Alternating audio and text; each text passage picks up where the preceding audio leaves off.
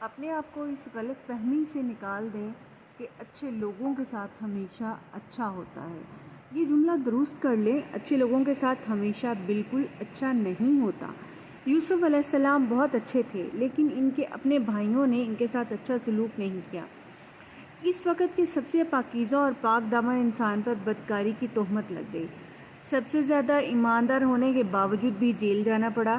تو ہو سکتا ہے کہ آپ بہت اچھے ہوں، لیکن اس دنیا میں آپ پر مصیبتوں کے پہاڑ ٹوٹے ہوں گے، لوگوں نے آپ کا جینا مشکل کیا ہوگا، اور اسی لیے اللہ نے قرآن میں نبیوں کے واقعات ہمیں سنائے ہیں تاکہ ہمیں یہ تسلی ہو کہ معصوم پیغمبروں کی زندگیاں بھی کتنی تکالیف سے بھری ہوئی تھیں، کیونکہ دنیا جو ہے جزا اور سزا کی جگہ ہے ہی نہیں۔ نہ یہاں گناہ گار کو مکمل سزا ملتی ہے اور نہ نیکوکار کو اس کی نیکیوں کا پورا بدلہ۔ حساب کتاب کی جگہ میدان حشر ہے، وہاں ہر اچھے کے ساتھ ہی اچھا ہوگا، جزا اور سزا کے فیصلے وہاں ہوں گے۔